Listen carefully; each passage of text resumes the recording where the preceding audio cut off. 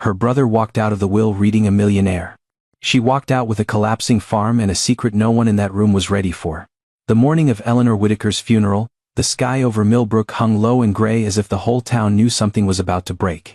Clara Bennett sat in the front pew, hands folded tightly in her lap. At 62 she kept her face calm, but inside grief pressed hard against her ribs. Eleanor had not just been her grandmother, she had been her shelter. Her safe place. The one person who always believed Clara was stronger than she looked. Across the aisle stood her younger brother Nathan Bennett, polished in a black suit, accepting condolences like a man already stepping into power. Later, the family gathered in Eleanor's old downtown house for the will reading. The room went silent when attorney Howard Reed opened the thick folder. Nathan inherited 3 luxury properties. Investment accounts, company shares, bank deposits worth millions. Whispers filled the room. Nathan lowered his eyes, pretending to be humble, but the corner of his mouth betrayed him. Then Howard looked at Clara. To Clara Bennett he read, Eleanor Whitaker leaves full ownership of the Whitaker farm several hours outside the city. Nothing else. The room froze. Someone coughed. Someone else looked away. Clara blinked, trying to understand. That farm had been abandoned for years, broken windows, dead fields. A house sinking into weeds. Nathan stepped beside her and said softly, "Maybe you can sell it." Clara looked at him. There was no comfort in his voice. Only pity. That night alone in her living room, Clara stared at her grandmother's photograph. Eleanor had never been careless. Never unfair. So why had she left Clara a ruin, and Nathan the fortune? The next morning, the silence around Clara Bennett became louder than any insult. Her phone did not stop buzzing. Not with comfort. Not with love. With opinions. You should sell it. Don't let that place drain you. Your grandmother must have had her reasons. And then the one that cut deepest. Maybe Eleanor knew Nathan could handle real money better. Clara sat at her kitchen table, still wearing the same gray sweater from the night before. A cup of coffee had gone cold beside her. Across from her, Eleanor Whitaker's photograph leaned against a small vase of white flowers. Clara stared at that face. The soft eyes. The careful smile. The woman who had taught her how to sew a button, balance a checkbook, and keep walking when life embarrassed you in public. She wouldn't do this to hurt me, Clara whispered. But the rest of the family had already decided what the will meant. Nathan was the winner. Clara was the afterthought. By noon, she arrived at her cousin Patricia's house, where several relatives had gathered after the funeral. The moment Clara stepped inside, the conversation changed shape. Not stopped. Just changed. That was worse. People smiled too quickly. Voices dropped too low. Eyes moved from Clara's face to her shoes, then away again.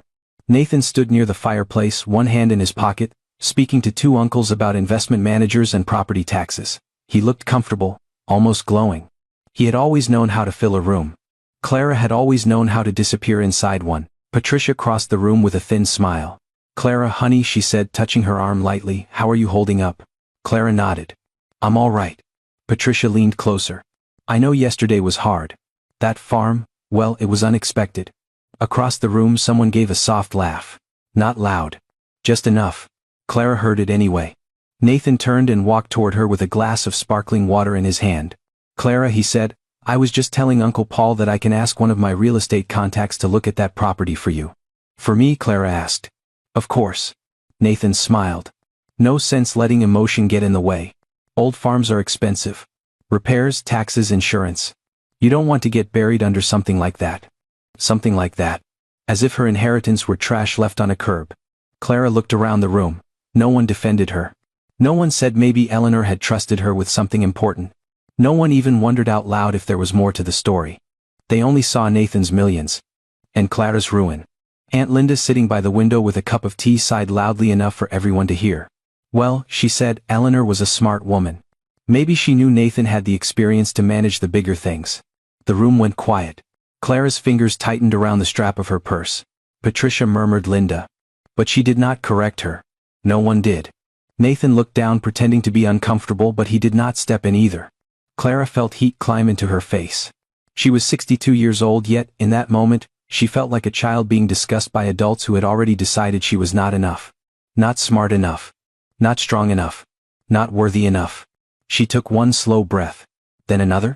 "I don't think Grandma made that decision because she doubted me," Clara said. Her voice was quiet, but it carried. Nathan tilted his head. "Nobody said that." Clara looked at Aunt Linda. Then at Patricia. Then back at Nathan. "You didn't have to." A small silence fell over the room. For the first time that day, Nathan's smile slipped. Clara turned to leave, but Patricia followed her to the hallway. "Don't take it personally," Patricia whispered. "People are just surprised." Clara opened the front door. Cold air brushed her face. "That's the problem," she said. "Everyone is surprised I got anything at all." She walked down the porch steps alone. Behind her, the family voices slowly returned, soft and comfortable, as if she had never been there. But something inside Clara had changed. Not fully. Not loudly. Just a small crack in the grief. A thin line of anger. All her life people had mistaken her quietness for weakness. They had smiled over her head, explained things she already understood, and praised Nathan for confidence while calling Clara sensitive. But Eleanor had never done that. Eleanor had seen her. Really seen her. That evening, Clara sat in her car outside her apartment for a long time before going in. Streetlights glowed against the windshield. Her hands rested on the steering wheel. She could still hear them. Maybe Eleanor knew Nathan could handle real money better. Maybe. Or maybe Eleanor had known that money could blind a man. Maybe she had left Nathan the shiny things because that was all he knew how to value. And maybe she had left Clara the broken farm because something buried inside it still mattered.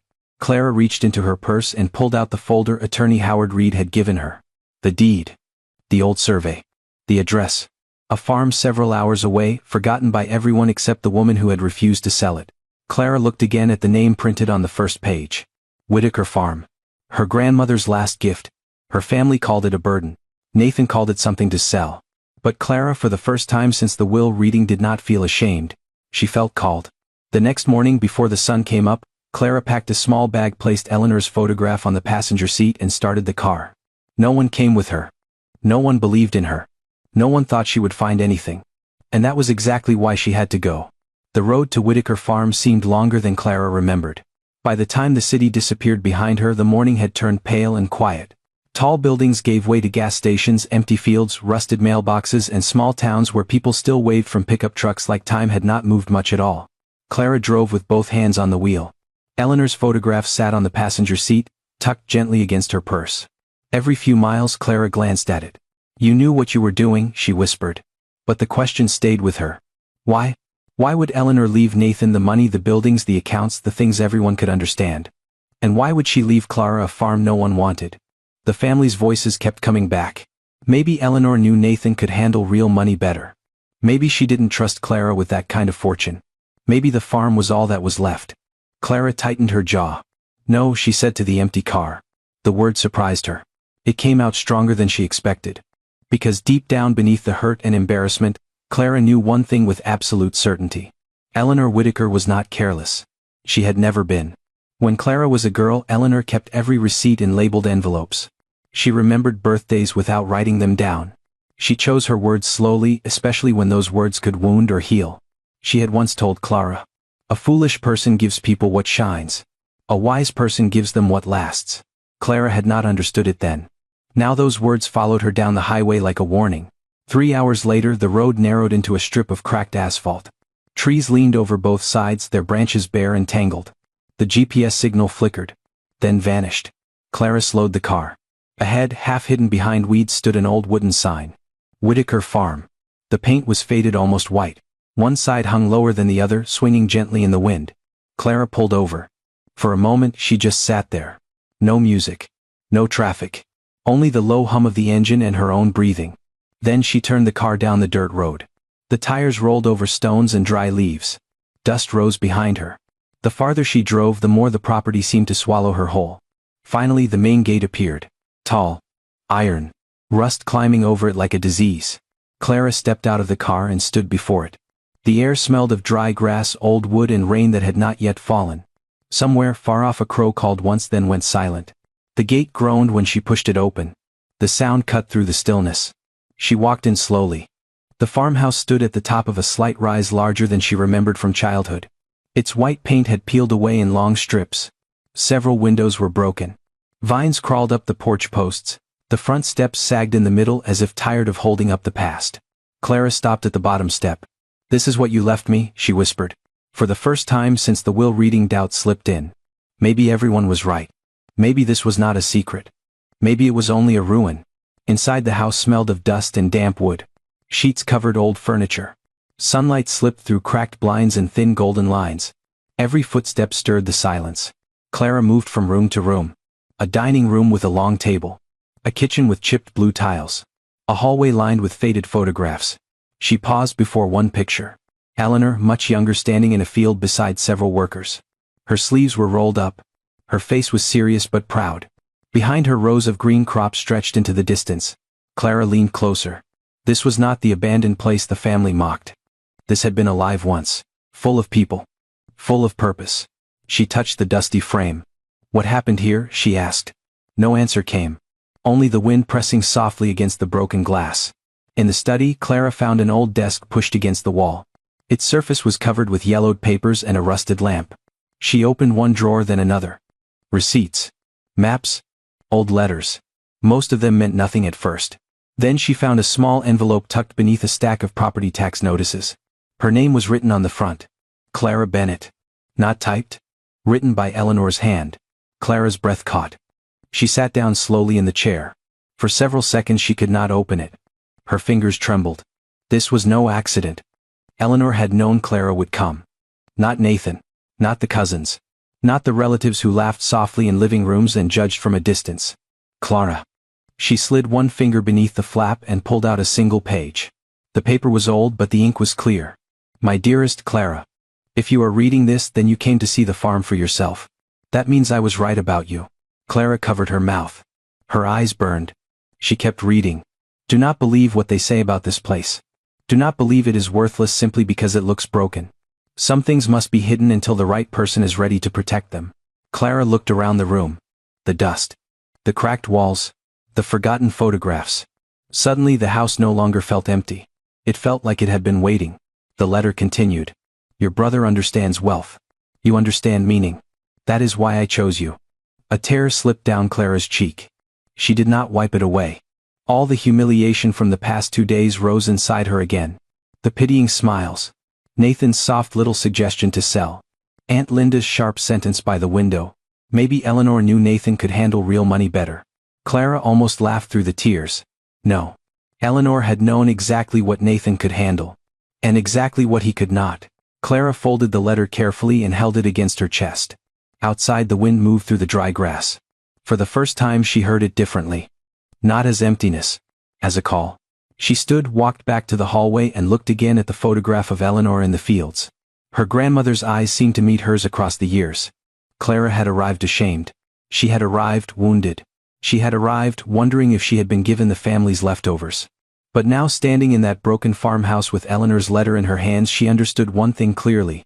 This was not punishment. This was trust. And somewhere on that farm, buried beneath dust, debt, and silence, Eleanor Whittaker had left her the truth. A cold draft moved through the study. Clara Bennett stood completely still, her grandmother's letter pressed against her chest. For 2 days, the world had told her the same thing. Sell the farm. Forget the farm. Walk away from the farm. But now the old house seemed to breathe around her, as if every cracked wall, every dust-covered picture, every loose floorboard had been holding its tongue for years. Clara folded Eleanor Whittaker's letter and placed it carefully inside her purse. Then she looked around the study again. Not like a visitor this time. Like an heir. The desk drawers were swollen from age. The handles were cold beneath her fingers. She pulled them open one by one, finding old receipts, brittle envelopes, yellowed ledgers, and property tax notices that made her stomach tighten. At first it all looked like failure. Late payments. Repair estimates. Unpaid maintenance bills. Warnings from the county. Her family's voices returned again. That place will bury you. Maybe Nathan should help you sell it. Clara almost closed the drawer. Then something caught her eye. A folded map. It was tucked behind the back panel of the bottom drawer, nearly hidden in shadow. Clara pulled it free slowly, careful not to tear the paper. Dust rose into the light. The map showed the entire Whittaker farm. But not the way it appeared in the legal documents. This map had marks everywhere. Small circles. Handwritten notes. Lines connecting the farmhouse to barns, storage buildings, old wells, and structures Clara had not even seen yet. In the corner, written in Eleanor's neat hand, were 3 words. Do not discard. Clara's breathing changed. She carried the map outside. The afternoon sun was low now, turning the farm gold and gray at the same time. The wind moved through the tall dry grass. The land stretched farther than she had imagined, rolling past the farmhouse, past 2 ruined barns, toward a line of trees in the distance. Clara walked slowly down the porch steps. The first barn stood crooked, its red paint almost gone. One door hung open, swinging slightly with a tired groan. Inside the air smelled of hay, old oil and rust. At first there was nothing. Broken tools. An overturned wheelbarrow. Stacks of rotting boards. Then Clara saw the wall. Behind a pile of cracked wooden crates, someone had nailed up an old black and white photograph. It showed dozens of people standing in front of that very barn. Men in work shirts. Women in long skirts. Children sitting on fence rails. And in the center stood Eleanor. Young. Proud. Alive with purpose. Clara stepped closer. Below the photograph was a faded sign. Whitaker Community Storage Co-op. Clara whispered the words. Community storage. She looked back at the map. The barn was marked with a circle. Beside it, Eleanor had written first stage. Clara's pulse quickened. This had not been just a farm. It had been something organized. Something built. Something meant to serve more than one family. She moved to the second building, a long warehouse with broken windows and vines climbing across the roof. The door resisted her at first. She pushed harder. Wood scraped against dirt and the smell of dust and damp paper rushed out. Inside were shelves. Rows and rows of them. Some empty. Some still holding sealed boxes. Clara opened the nearest one. Inside were notebooks. Dozens of them.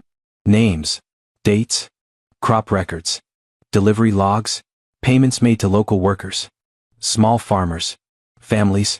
People Clara had never heard of, all tied to this forgotten place. Her throat tightened. This farm had once been a lifeline. Not a burden. Not a joke. Not the ugly leftover Nathan pitied. A lifeline. She opened another box and found newspaper clippings. Most were faded, but one headline was still clear. Local farm project brings new hope to struggling county. Clara sat down on an old wooden crate. For a moment she could not move. The silence around her was no longer empty. It was crowded with voices from the past. Workers laughing beside machinery, children running through fields, trucks rolling in before sunrise.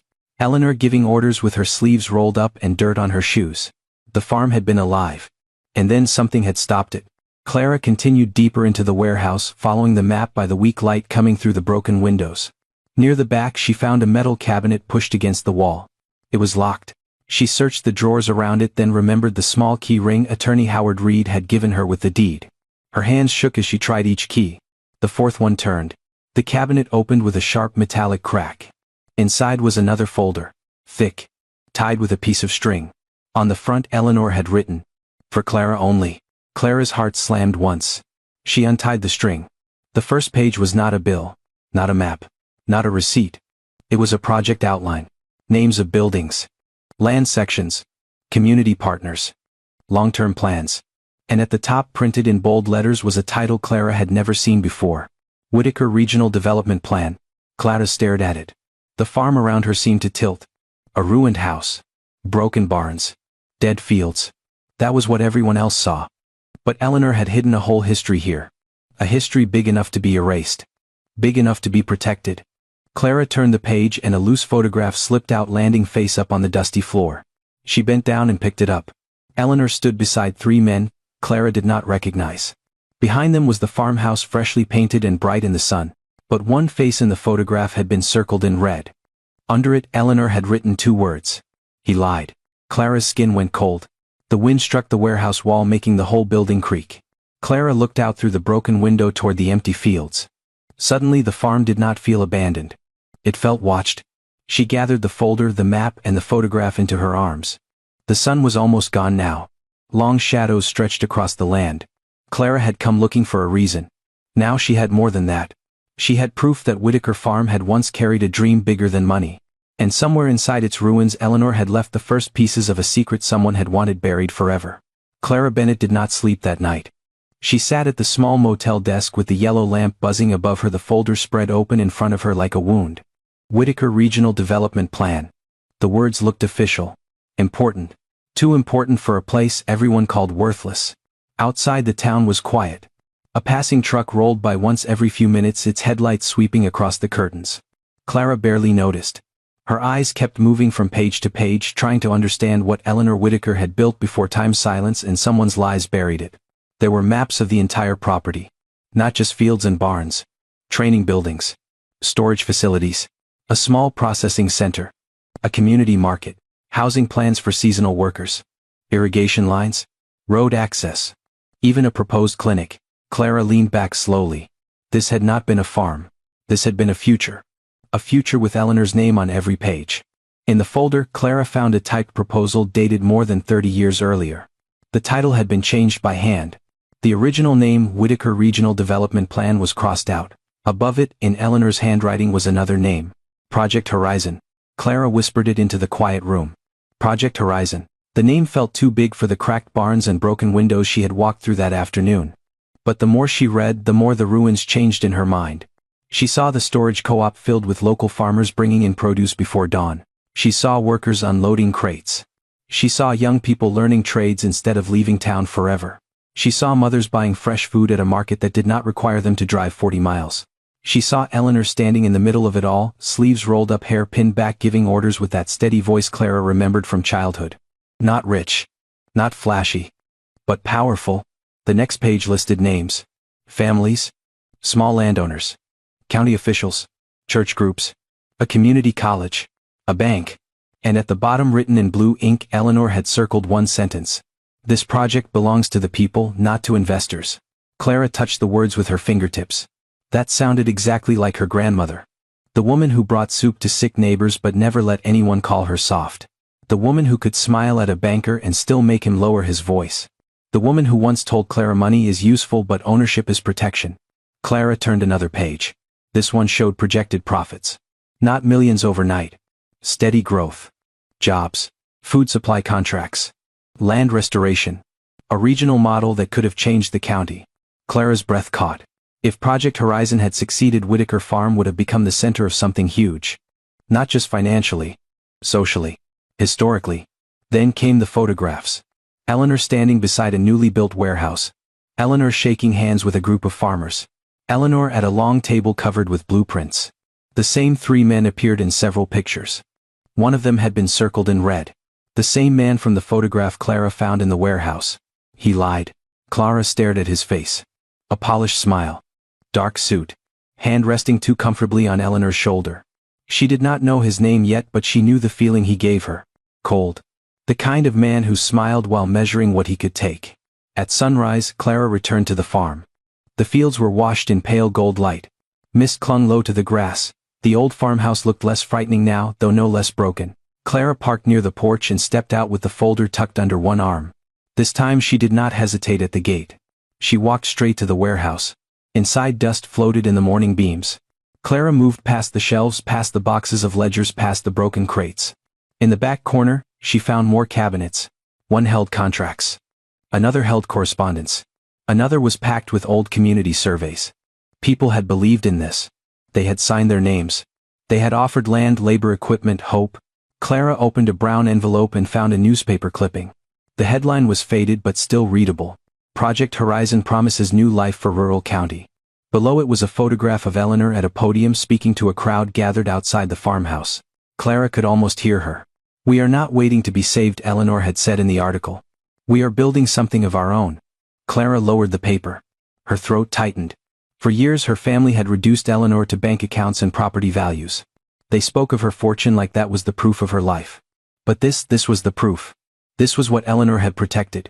Not money in Nathan's hands. Not luxury buildings with clean windows. This broken farm. This buried dream. This promise. Clara walked outside and stood between the warehouse and the fields. The wind moved across the empty land, bending the tall grass in waves. For a moment, the past and present seemed to overlap. Broken barns became busy again. The silent road filled with trucks. The empty fields turned green. And Eleanor Whitaker stood in the distance, not as an old woman in a photograph but as the leader Clara had never fully known. Clara opened the folder again. At the bottom of the final page, Eleanor had written one line. "Clara, if Project Horizon is still possible, you will know what to do."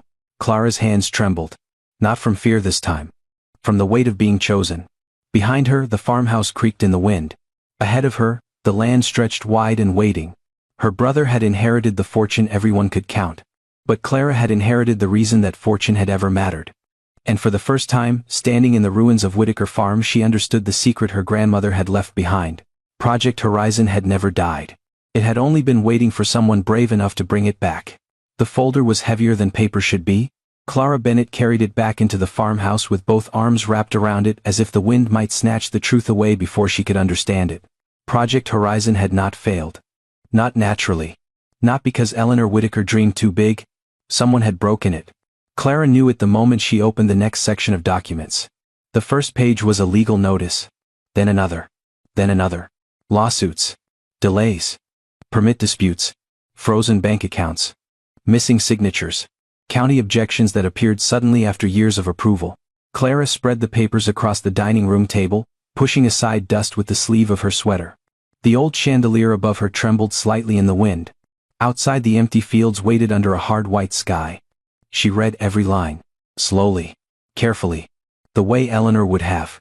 At first, Project Horizon had moved fast. Land had been secured. Workers had been hired. Farmers had signed agreements. A regional college had agreed to send instructors. A small medical group had shown interest in opening a rural clinic on the property. Then everything changed. One investor pulled out. Then another. The bank demanded new collateral. A key contract disappeared. A county inspector accused the project of violating rules that had never been mentioned before.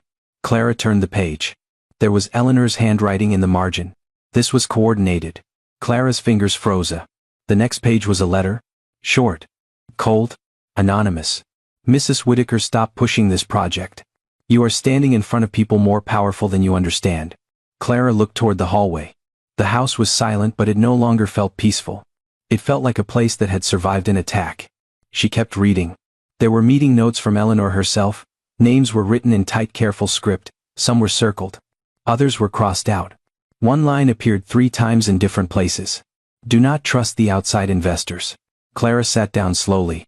The 3 men from the photograph. The polished smiles. The suits. The hand on Eleanor's shoulder. They had not been partners. They had been the knife. Clara picked up the photograph again. The man circled in red stared back at her with that same easy smile. He lied. Under the photograph, tucked beneath another sheet, was a copy of a private agreement. It proposed moving control of Project Horizon away from Eleanor and into a new development company. The language was clean, professional, almost harmless. But Clara understood what it meant. They had tried to take the project from her. Not help her. Take it.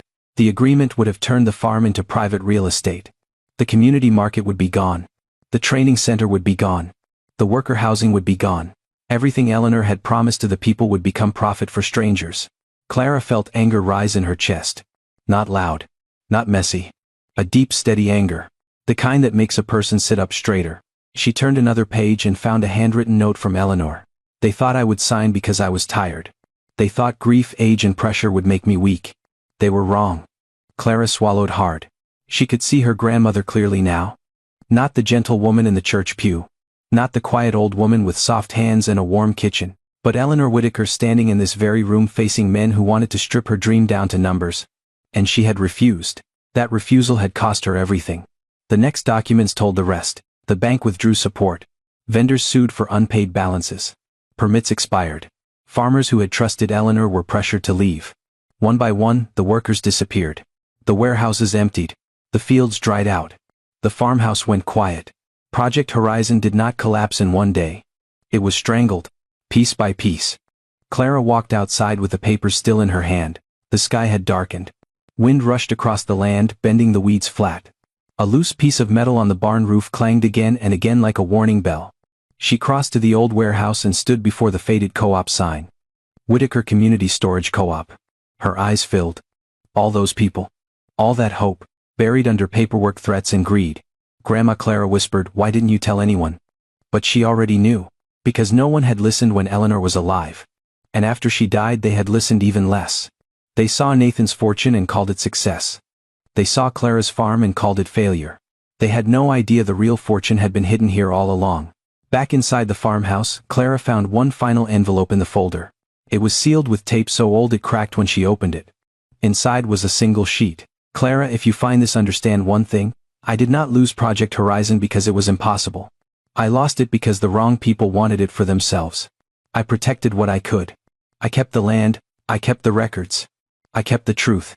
Clara's breath shook. The letter continued. One day someone will come for this place again. When they do, do not believe their smiles. A sound came from outside. A car. Clara turned toward the window. A black SUV rolled slowly through the front gate. It stopped near the porch. For a moment no one moved. Then a man stepped out in a dark coat, smooth and confident as if he had been here before. Clara stood behind the curtain, Eleanor's warning still in her hand. Do not believe their smiles. The man looked up at the farmhouse. Then he smiled. The man at the gate did not knock right away. He stood beside the black SUV, one hand resting on the open door, staring at Whitaker Farm like he was looking at something he had already bought in his mind. Clara Bennett watched from behind the curtain. The warning in Eleanor's letters still shook in her hand. One day someone will come for this place again. When they do not believe their smiles. The man adjusted his coat, climbed back into the SUV and drove away without stepping onto the porch. That frightened Clara more than a confrontation would have. He had not come to ask. He had come to confirm. Hours later, while Clara was still gathering the papers from the dining room table, another world was unfolding several hours away. Nathan Bennett sat on the balcony of his new penthouse looking down at the city lights. A week earlier he had been the successful younger brother. Now he was something more. The heir. The man everyone called for advice. The man cousins suddenly invited to dinner. The man relatives praised as if money had polished his soul overnight. His phone had not stopped ringing since the will reading. Financial advisors. Real estate agents. Old friends. New friends. People who had never cared what he thought now leaned close when he spoke. Nathan liked to pretend it embarrassed him. It did not. He enjoyed every second. On the glass table beside him were folders listing Eleanor's assets. 3 high-end properties. Investment accounts. Corporate shares. Bank deposits that made even Nathan sit back the first time he saw the numbers. He lifted a glass of bourbon and smiled. Grandma knew what she was doing, he said softly. Then his phone buzzed. A no number? Nathan almost ignored it. Then he answered. Nathan Bennett. The voice was smooth. Calm. Expensive. Yes. My name is Victor Langley. I worked with families like yours for many years. I understand you recently inherited several important assets. Nathan sat up slightly. Who gave you this number? A mutual connection. I don't mean to intrude. I only wanted to offer my congratulations. Nathan said nothing. Victor continued, warm and careful. Your grandmother was a remarkable woman. Difficult at times but remarkable. Nathan's eyes narrowed. You knew Eleanor? I knew of her, Victor said. And I know the properties she left behind. Some are very valuable. Others? He paused just long enough. Others may create complications. Nathan leaned back. You mean the farm? Yes. Whitaker Farm. Nathan glanced toward the folders on the table. That belongs to my sister. For now. The words hung there. Nathan stood and walked to the balcony railing. What is that supposed to mean? Victor's voice remained pleasant. It means abandoned rural land can become a legal and financial burden very quickly. Taxes, old claims, environmental issues, forgotten contracts. If your sister is overwhelmed, the entire estate could be affected. Nathan did not like the sound of that. My inheritance is separate. On paper, yes, Victor said. But families are never separate on paper for long. Nathan looked down at the city. His reflection stared back from the balcony glass, sharp suit, expensive watch, confident face. But behind the confidence something flickered. Doubt. Victor sensed it. There may be a way to help her, he said. And protect yourself. Nathan's voice softened. What kind of way? A private buyer. Quiet, fast. No public listing, no unnecessary questions. Nathan laughed once. Clara won't sell just because I tell her to. Then don't tell her, Victor said. Guide her, make her understand that keeping the farm is not practical. Nathan was silent. He thought of Clara standing in the hallway after the will reading, looking at him with wounded eyes. He had told himself he felt sorry for her. But the truth was uglier. Part of him had felt relieved.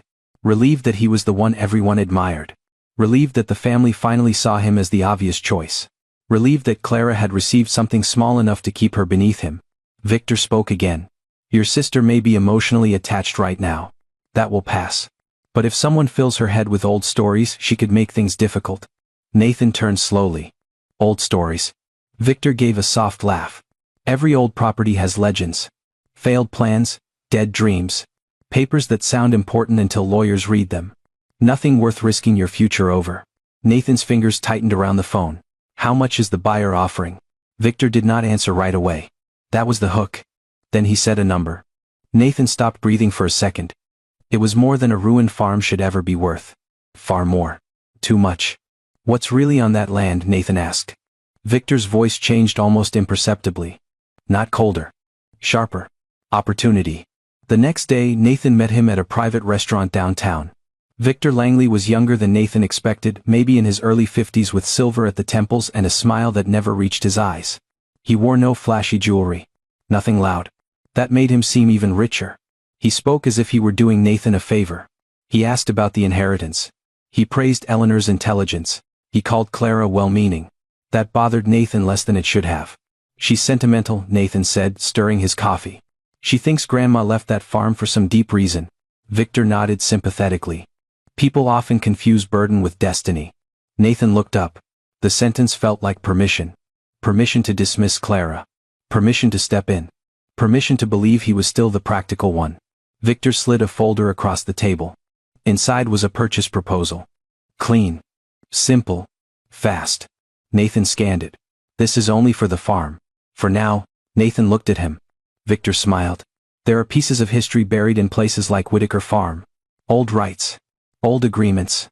Old possibilities. Most people see ruins. A few people see what ruins can become. Nathan heard the warning beneath the charm. But greed spoke louder. So did pride. Clara had gone quiet since driving to the farm. She had not called him for help. She had not asked for advice. For the first time in years she was moving without him. And Nathan hated how that felt. Victor leaned in. Your grandmother trusted you with wealth, Nathan. That means she trusted your judgment. Nathan wanted to believe that. Needed to believe it. So he did. That evening Nathan called Clara. She answered after 4 rings. Clara, he said, his voice smooth and brotherly, I've been thinking about the farm. On the other end, Clara stood inside the old farmhouse. Eleanor's documents spread around her. Her eyes moved to the window. To the driveway where the black SUV had been. What about it, she asked. Nathan smiled into the phone. I may have found a way to help you get rid of it. Clara closed her hand around Eleanor's warning letter. And for the first time she understood. The man at the gate had not come for the farm alone. He had already gone through Nathan. Clara Bennett did not answer Nathan right away. She stood in the old farmhouse with the phone pressed to her ear, watching the last light crawl across the cracked window glass. Her brother's voice sounded gentle. Too gentle. I'm only trying to help, Nathan said. You saw the place yourself. It's falling apart. You don't need this kind of stress. Clara looked down at the papers on the table. Project Horizon. The old contracts. The warnings. Eleanor's words. Do not believe their smiles. Who told you about a buyer? Clara asked. Nathan paused. Just half a second. But Clara heard it. No one important, he said. A business contact. He knows rural development. He thinks the farm still has some value. Some value. Nathan cleared his throat. Enough that you should consider selling before debts and taxes eat you alive. Clara's eyes moved to the driveway. Empty now. But she could still see the black SUV in her mind. Still see the man standing beside it, looking at Whitaker Farm like it belonged to him already. What's his name? Clara asked. Nathan's voice tightened. Clara, don't make this difficult. There it was. Not concern. Control. She took a slow breath. What is his name? Another pause. Victor Langley. The name landed hard in the room. Clara reached for the photograph on the table. The one of Eleanor standing beside 3 men outside the farmhouse decades ago. The man circled in red. He lied. She did not know why yet, but the name Victor Langley felt like the same shadow wearing a new suit. Nathan, Clara said quietly, stay away from him. He laughed once, short and annoyed. You met him for 5 minutes. I saw him at the farm. That stopped him. He was there. Yes. Nathan's voice dropped. When? Today? He drove through the gate, looked at the house and left. Nathan said nothing. For the first time, Clara could hear uncertainty on the line. But pride rushed in to cover it. Well, maybe he wanted to inspect the property. That's normal. No, Clara said. That is not normal. Nathan exhaled sharply. You're being dramatic. You found a few old papers and now you think there's a conspiracy. Clara closed her eyes. There was the Nathan she knew. The Nathan who smiled when people praised him. The Nathan who spoke slowly when he thought she needed things explained. The Nathan who could not stand the idea that she might know something he did not. I found more than old papers, she said. Then tell me. Clara looked at Eleanor's folder. At the secrets her grandmother had protected for years. And for the first time in her life she did not feel the need to prove herself to her brother. Not over the phone. Nathan's voice hardened. Clara, that farm is part of this family's estate whether you like it or not. No, she said. It's mine. Silence. Then Nathan spoke coldly. You're making a mistake. Clara's hand tightened around the phone. Maybe, she said. But it will be my mistake. She ended the call. The farmhouse fell quiet again. But not for long. In the city, Victor Langley sat in the back corner of an upscale restaurant swirling a glass of water he had not touched. Across from him, Nathan stared at his phone, anger burning behind his eyes. She hung up on me, Nathan said. Victor did not look surprised. People become emotional when they feel powerless. Nathan leaned forward. She's not powerless. She owns the land. Victor smiled faintly. For the moment. Nathan studied him. Why do you want it so badly? Victor rested both hands on the table. A practiced gesture. Calm. Honest looking. Because land like that doesn't come around often. It sits forgotten for years, then suddenly the right buyer sees what everyone else missed. What did everyone else miss? Victor held Nathan's gaze. Water rights. Road access. Old development approvals. Mineral surveys. Historic cooperative agreements. Things buried in records most families never bother reading. Nathan's face changed. Greed and fear crossed it together. Clara is reading the records. Yes, Victor said softly. That is the problem. Outside rain began tapping against the restaurant windows. Victor leaned closer. Your sister doesn't understand what she has. Worse, she may convince herself she has a mission. People like that become impossible to negotiate with. Nathan looked away. He thought of Clara at the will reading. Quiet. Wounded. Easy to dismiss. But now she was at the farm alone, opening cabinets, reading letters, stepping into a story Nathan had never bothered to ask about. That bothered him. More than it should have. Victor slid another folder across the table. This is a preliminary claim review. Nathan opened it. His brow tightened. What is this? Old liabilities attached to the property. Environmental questions, unpaid county assessments, potential disputes with former partners. Nathan flipped through the pages. Can these hurt her? They can ruin her, Victor said. Unless she sells quickly? Nathan swallowed. And if she doesn't? Victor's smile disappeared. Then people will start asking whether Eleanor Whitaker had the legal right to leave that land to her at all. Nathan looked up fast. You said the will was clean. The will is clean, Victor said. The past is not. The words hung between them. A threat wrapped in legal language. Nathan should have stood up. Should have walked away. Should have called Clara and warned her. Instead, he stared at the number on the purchase proposal again. The money was enormous. Enough to expand his new empire. Enough to make him the undisputed center of the family. Enough to erase the small, ugly fear that Eleanor had given Clara something more meaningful than his millions. Victor saw the decision forming. Help me convince her, he said. And I'll make sure you are compensated for your trouble. Nathan's eyes lifted. There it was. The final hook. Not help Clara. Use Clara. Not protect the family. Profit from it. Back at Whitaker Farm, Clara moved through the warehouse with a flashlight in one hand and the old map in the other. Rain hammered the metal roof. The building groaned around her. She found another cabinet behind a stack of collapsed shelves. This one was newer than the rest. Its lock had been scratched as if someone had tried to force it open before. Clara tried the key ring. One key turned. Inside was a sealed envelope. On the front, Eleanor had written, "If Victor Langley appears, open this immediately." Clara's breath stopped. Thunder rolled across the fields. For a moment she could only stare at the name. Then she tore the envelope open. Inside was one page. Victor is not the buyer. He is the grandson of the man who destroyed Project Horizon. He will come with charm first, lawyers second, and fear last. He does not want the farm because it is worthless. He wants it because he knows what is still hidden here. Clara read the final line twice. Protect the northern field. That is where the truth begins. The flashlight flickered. Outside tires rolled slowly over wet gravel. Clara turned toward the broken window. Headlights cut through the rain. Not one vehicle this time. 3. And at the front gate, Victor Langley stepped out beneath a black umbrella, smiling into the storm like a man who had waited 30 years to come home. The 3 vehicles stopped in front of Whitaker Farm like a funeral procession. Rain poured over the windshield of the old warehouse. Clara Bennett stood inside, one hand gripping the flashlight, the other holding Eleanor's warning letter. Victor Langley stepped out first. Black umbrella. Dark coat. That careful smile. Behind him came 2 men in suits, each carrying leather folders. Not workers. Not buyers. Lawyers. Clara's stomach tightened. So this was how it began. Charm first. Lawyers second. Fear last. Victor looked toward the farmhouse, then toward the warehouse. Even through the rain, Clara could feel him searching for her. A few seconds later, her phone rang. Nathan. She stared at the name on the screen. Then answered. Clara, Nathan said quickly. Don't panic. She almost laughed. Outside, Victor's lawyers opened their folders under the shelter of the porch. Why are there 3 cars at my farm, Nathan? He exhaled. They're just there to talk. In the middle of a storm. This has gotten complicated. No, Clara said. You made it complicated. There was silence on the line. Then Nathan's voice changed. Lower. Colder. Victor's attorneys found issues with the property transfer. Clara stepped back from the window. What issues? They believe Grandma may not have had full authority to leave the farm only to you. Clara closed her eyes. There it was. The first blade. Eleanor owned this land. Maybe, Nathan said. But there were old agreements attached to it. Development partnerships. Unresolved claims. If those documents are valid, your ownership can be challenged. Clara looked down at the folder in her arms. Project Horizon. The old contracts. The betrayal. They're trying to scare me.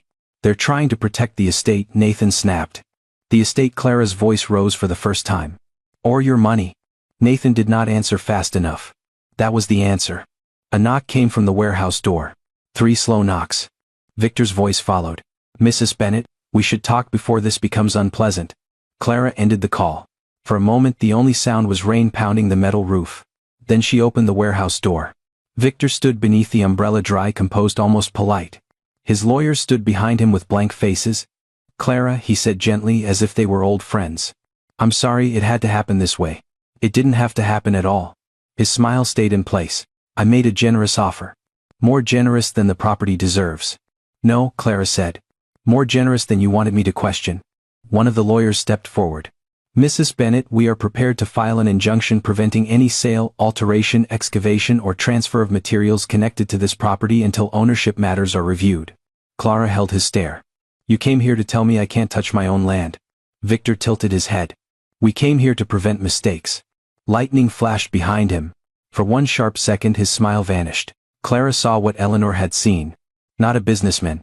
A man waiting to take back something his family had failed to steal decades ago. Victor took one step closer. You have no idea what you're standing in the middle of. Clara lifted Eleanor's letter. I know exactly what I'm standing in. Victor's eyes flicked to the paper. That tiny movement told Clara everything. He was afraid of what she had found. The lawyer opened his folder and pulled out a document. This is formal notice of pending legal action. You are advised to vacate the premises until the court determines whether your claim is uncontested.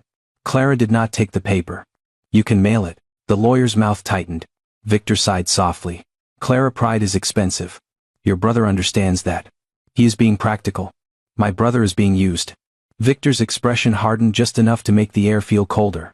Nathan understands opportunity. No, Clara said. Nathan understands being praised. You figured that out fast. For the first time, Victor did not smile. Rain ran off the edge of his umbrella in steady streams. You are outmatched, he said. You're one woman in a collapsing farm holding papers you barely understand. Clara stepped forward until they were only a few feet apart. I may not understand everything yet, she said. But I understand this. If the farm was worthless, you wouldn't be standing in the rain with 2 lawyers.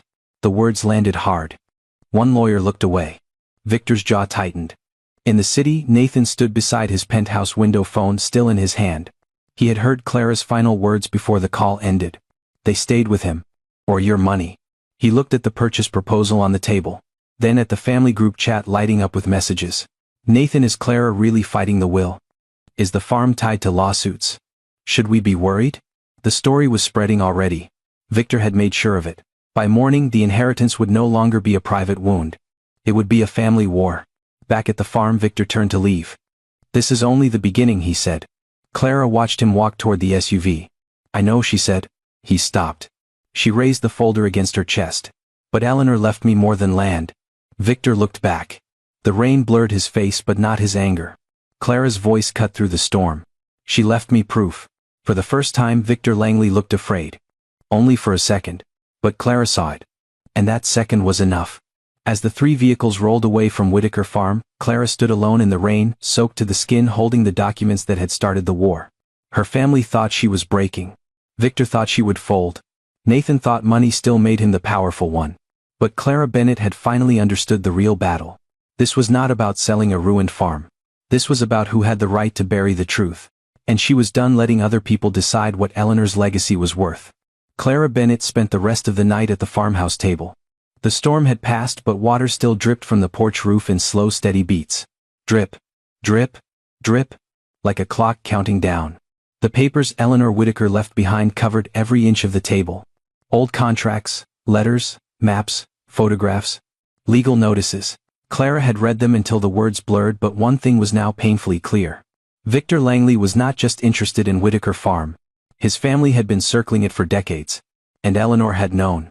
Clara opened the envelope marked, "Protect the Northern Field Again."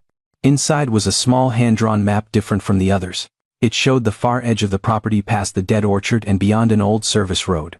Eleanor had drawn a circle around a narrow stone building Clara had not noticed before.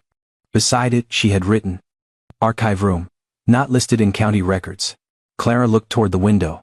The sky was still dark. But waiting until morning suddenly felt dangerous. She grabbed her flashlight, put Eleanor's letters into a canvas bag and stepped outside. The wet grass soaked her shoes within seconds. The air smelled like rain, mud and old wood. Every sound felt too loud, the crunch of gravel under her feet, the creak of branches, her own breathing. The northern field was farther than it looked on the map. Clara passed the first barn. Then the warehouse. Then the collapsed fence where cattle must have once stood. At the edge of the orchard she stopped. The trees were twisted and bare, their branches reaching into the gray darkness like hands. Beyond them, almost hidden by brush, stood the stone building. Small, windowless, easy to miss. The door was made of thick wood with a rusted metal latch. Clara tried the first key. Nothing. The second. Nothing. The third key slid in halfway, then stuck. "Come on," she whispered. She pushed harder. The lock turned. The door opened with a deep groan. A smell of dry paper and cold stone rushed out. Clara stepped inside and raised the flashlight. Shelves lined the walls from floor to ceiling. Boxes. Ledgers. Photographs. Blueprint tubes. File cabinets. Not forgotten. Protected. Her hand rose to her mouth. Oh, Grandma. This was not a storage room.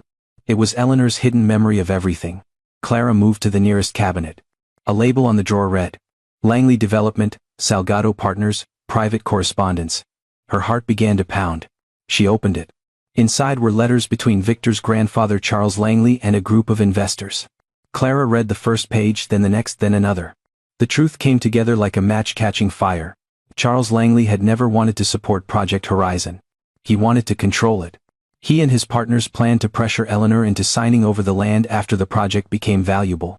They wanted the road rights, the water rights, the warehouse permits, and the community contracts. Not to help the county. To turn it all into private development. Clara found a memo dated 32 years earlier. If Mrs. Whitaker refuses, isolate her financially. Remove institutional support. Encourage legal delays until she cannot continue. Clara's knees weakened. They had planned the collapse. Every lawsuit. Every missing contract. Every bank withdrawal. Every delay. It had not been bad luck. It had been sabotage. Then she found the photograph. Eleanor stood at a community event smiling beside Charles Langley and two other men. On the back, Eleanor had written, "They shook my hand in public and buried me in private." Clara's eyes burned. She kept searching. A second drawer held recordings, old cassette tapes, each labeled by date. Beside them was a small tape player wrapped in cloth. Clara pressed play. Static filled the room. Then, Eleanor's voice came through. "You offered me partnership. You meant ownership." A man answered. "Mrs. Whitaker, you are emotional. Be reasonable." Clara froze. The man's voice was smooth. Cold. "Charles Langley." Eleanor spoke again, clear and firm. "This farm was promised to the people here. I will not sign it away." Charles laughed softly. "Then we will make sure no one believes in your project when we are done." Clara stopped the tape. The room felt airless. This was the evidence. Not rumors. Not old stories. Proof. She pulled every file connected to the Langley name. There were bank letters showing sudden reversals. County complaints filed by shell companies. Internal notes, naming investors who pretended to support Eleanor while secretly working against her. And then at the bottom of the final drawer, Clara found a sealed folder. On the front, Eleanor had written, "For the day they come back." Inside was a complete timeline of Project Horizon's destruction.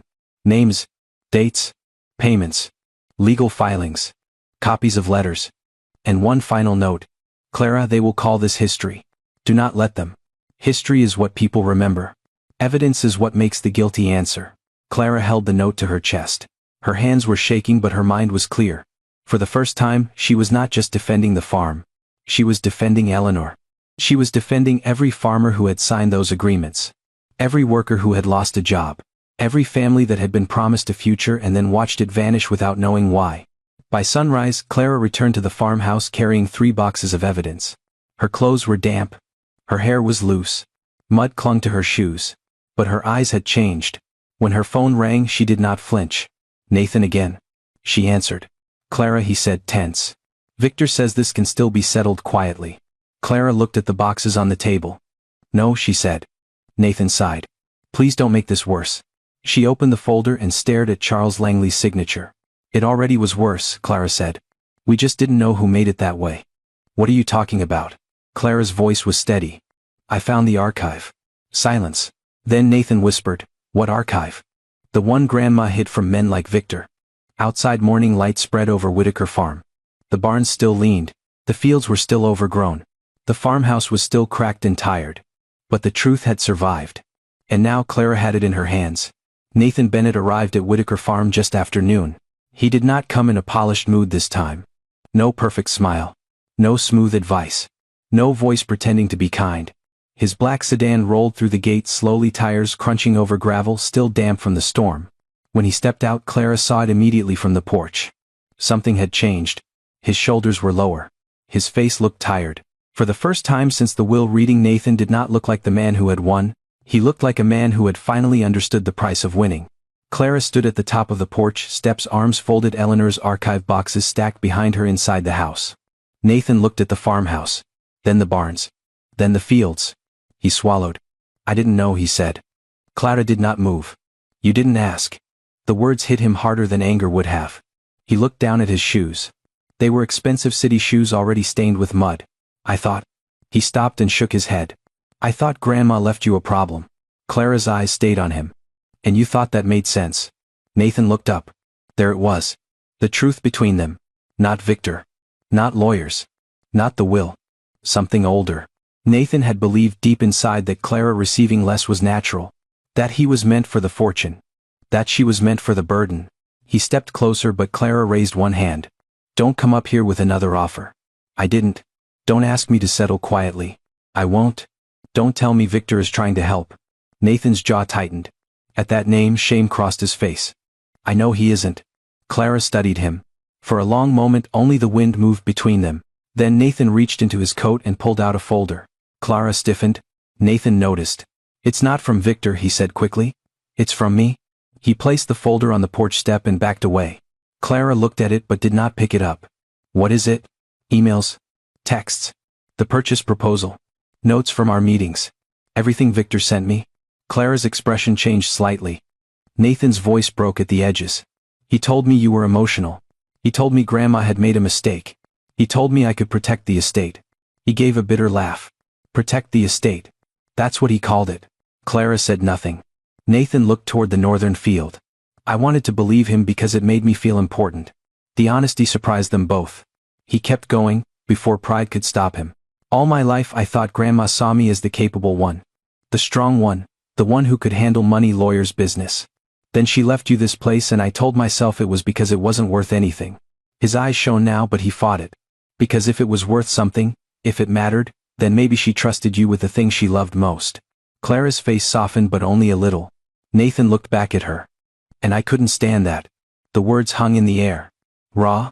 Ugly. Real. Clara slowly walked down one step. You let Victor use that. I know. You helped him pressure me. I know. You made me feel small in front of everyone. Nathan's mouth trembled. I know. For the first time, Nathan did not defend himself. He did not explain. He did not hide behind business talk.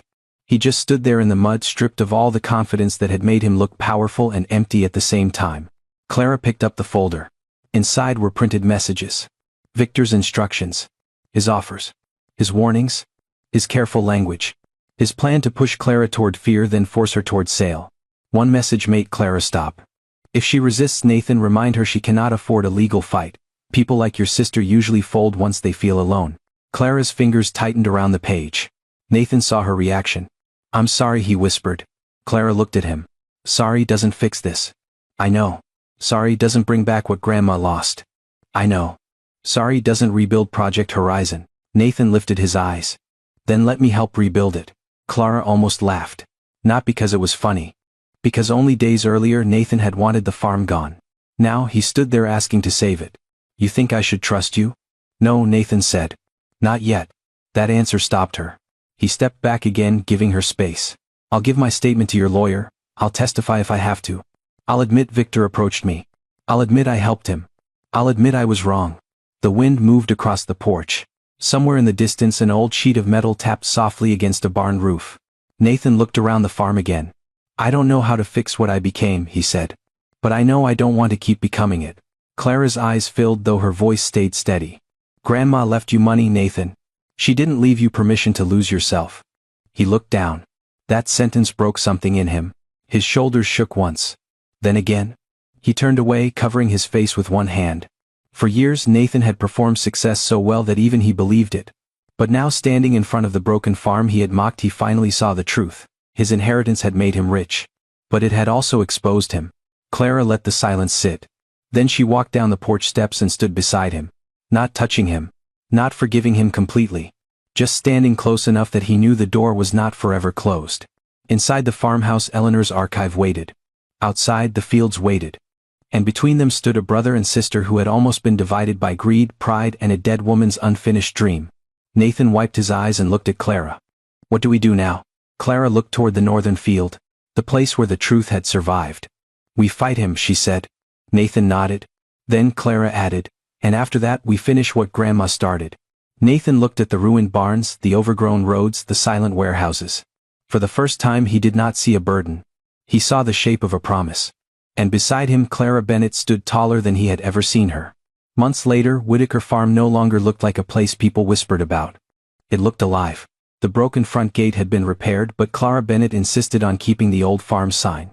The faded letters still showed through the fresh paint, a reminder that some things do not need to be replaced to be restored. The barns were no longer empty. One had become a training center where young people learned farming, bookkeeping, equipment repair, and small business skills. Another held shelves of produce from local growers who had once been told they were too small to survive. Every morning, trucks rolled in before sunrise. Men and women unloaded crates of tomatoes, corn, apples, and fresh bread. Retired workers came back to teach. Families came to buy food at fair prices. Kids ran across the grass where weeds had once swallowed the road. Project Horizon had returned. Not as a dream on old paper. As real jobs. Real meals. Real second chances. Clara stood near the warehouse doors, watching it all with quiet tears in her eyes. Nathan walked up beside her, carrying a clipboard instead of a bourbon glass, his sleeves rolled up, mud on his shoes. You know, he said softly, Grandma would be bossing everyone around right now. Clara smiled. She still is. Across the field, a new sign had been raised. Project Horizon, founded by Eleanor Whitaker, restored by the people she never stopped believing in. Nathan looked at it for a long time. She left me money, he said. But she left you the future. Clara shook her head. No, she said. She left us a chance to become worthy of both. For a moment neither of them spoke. The wind moved through the fields. The old farmhouse stood behind them, repaired but still carrying its scars. And for the first time in years, those scars did not look like damage. They looked like proof. Proof that greed can bury a dream. But it cannot kill it when one person is brave enough to dig it back up. Sometimes the greatest inheritance is not money, property, or anything the world can easily count. Sometimes it is trust. A responsibility. A burden that looks worthless until you have the courage to look closer. Clara was mocked because people only saw what was broken. Nathan was praised because people only saw what was shiny. But in the end, the broken farm carried the real treasure because it held purpose, truth, and a future for others. So before you judge what someone has received, ask yourself this. Is it really small? Or do you simply not understand its value yet? And before you envy someone else's fortune, remember this. Money can reveal character. But responsibility can transform it. What would you have done if you were Clara? Would you have sold the farm, or would you have stayed and fought for the truth? Share your thoughts in the comments. And subscribe to the channel for more emotional stories that remind us what courage, family, and legacy truly mean.